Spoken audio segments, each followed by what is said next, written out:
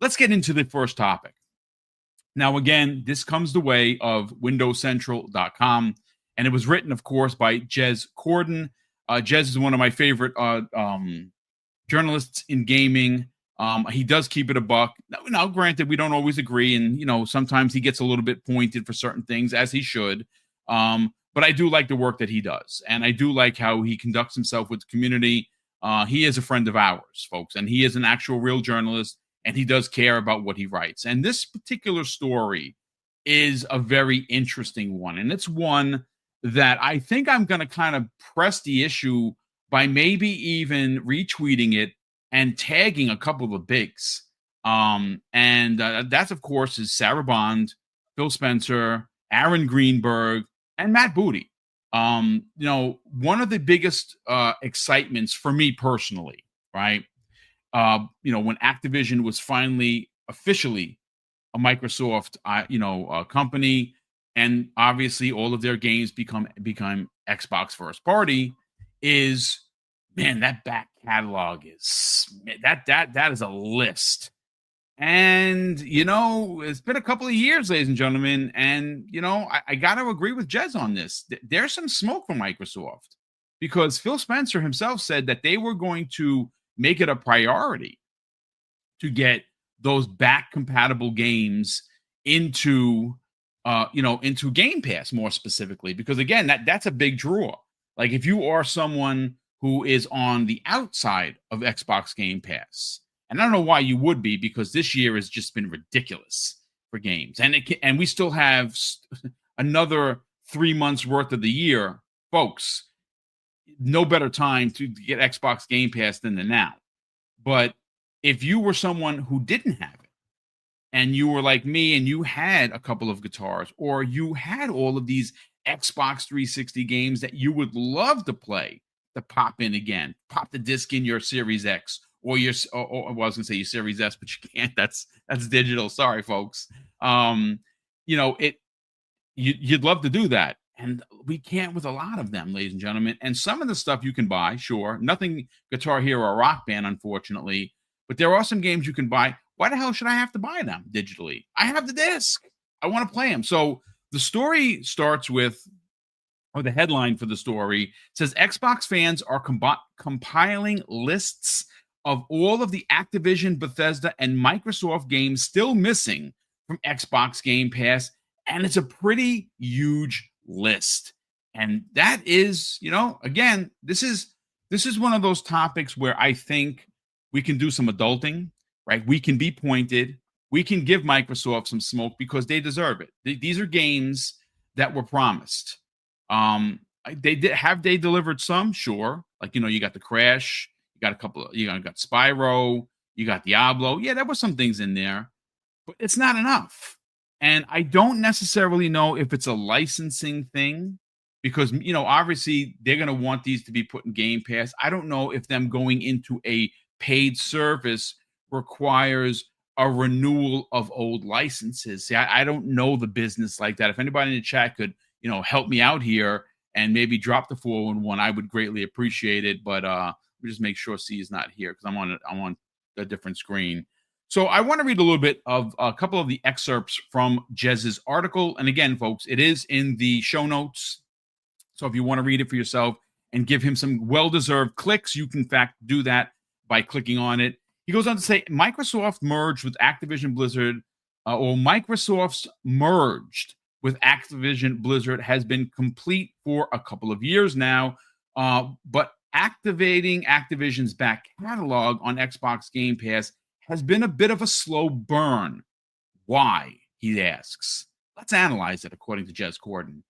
Now, he goes on to say, Call of Duty is now officially part of the Xbox Game Pass lineup, fulfilling promises Microsoft made to both fans and regulatory bodies as an example of its pro-consumer commitment to the merger.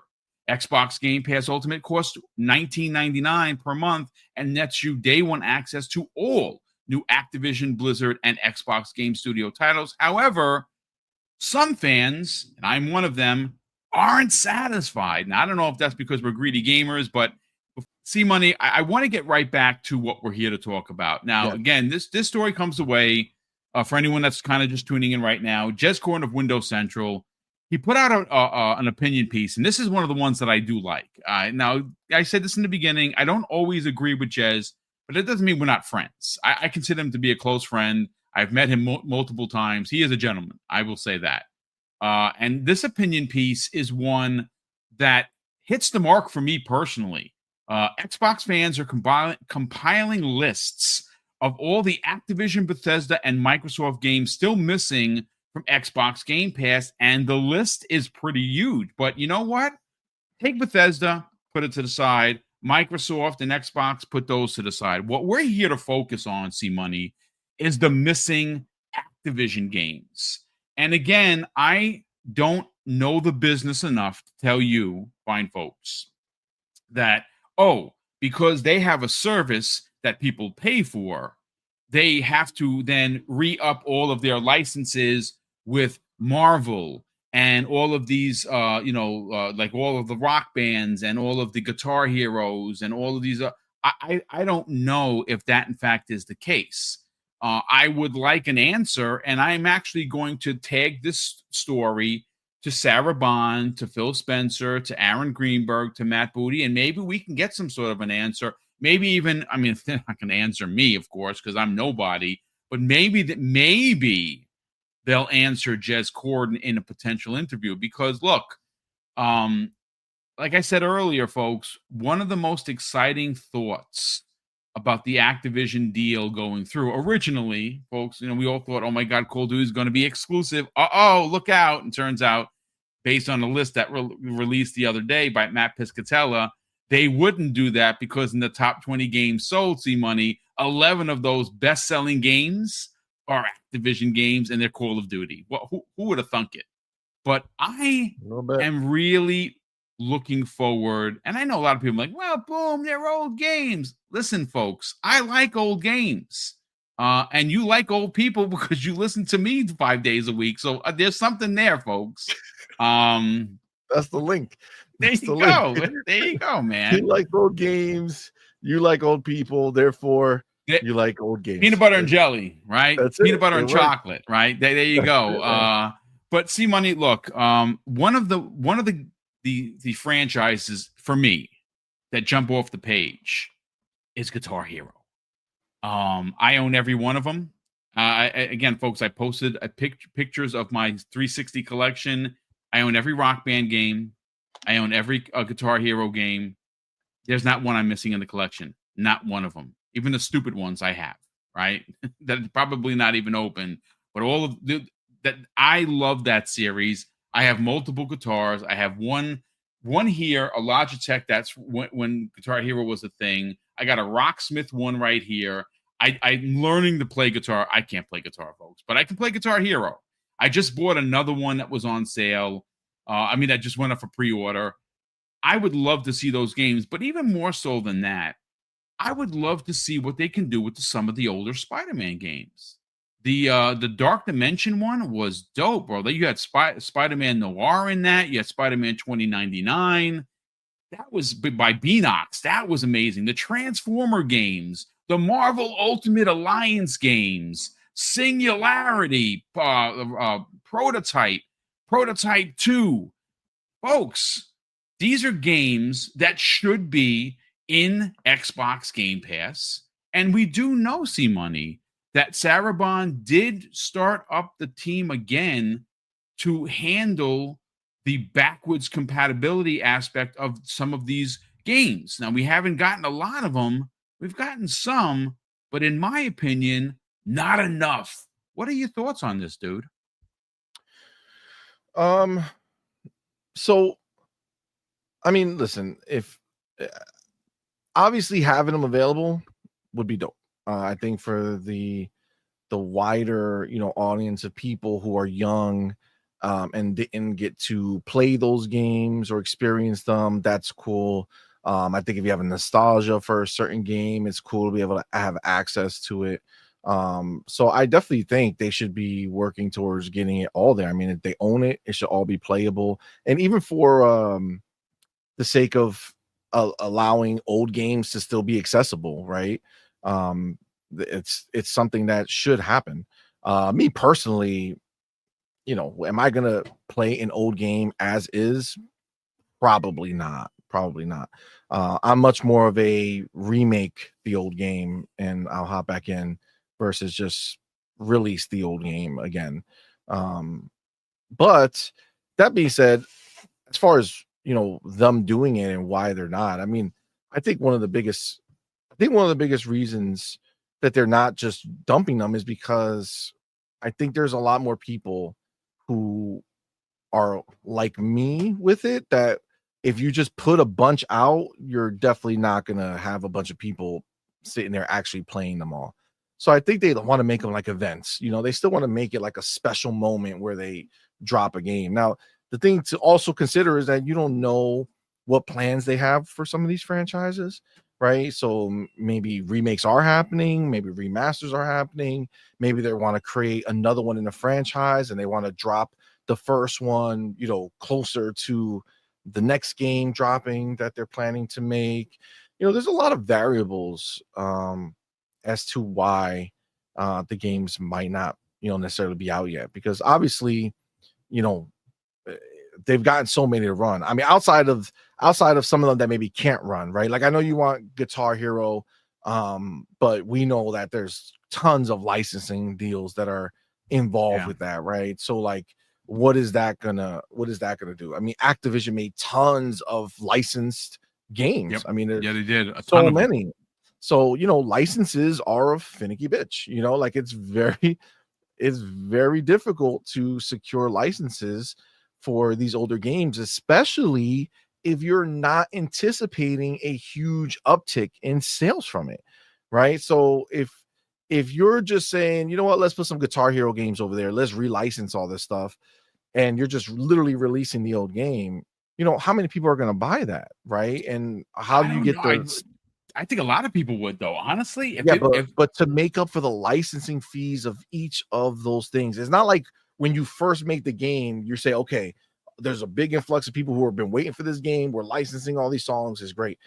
To come after, you're really only gonna hit the nostalgia factor, right? Unless you're coming out with a new Mm, game, right? New game is different. If they're coming out with a brand new Guitar Hero, yes, then you have a chance to make an impact. But re-releasing old ones, I don't know. I feel like a lot of those people who cared enough about that, like yourself, already have them, right? So, yeah, but like, we if can't you, play them unless we hook up our Xbox 360 yeah, or our Xbox One.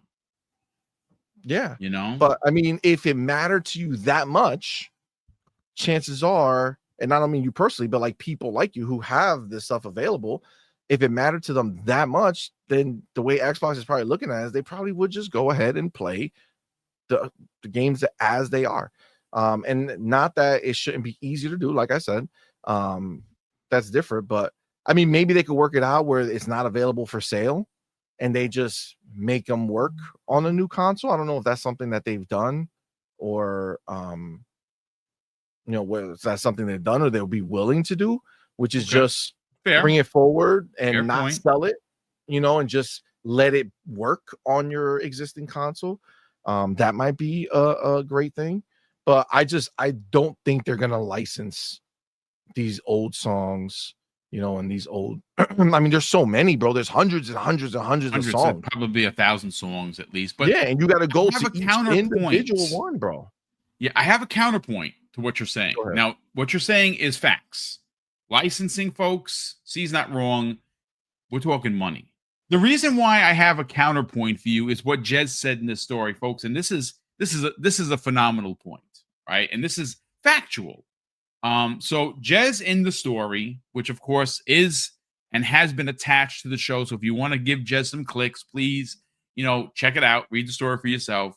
He says Microsoft previously implied that the plan was to bring all Activision Blizzard titles to Xbox Game Pass.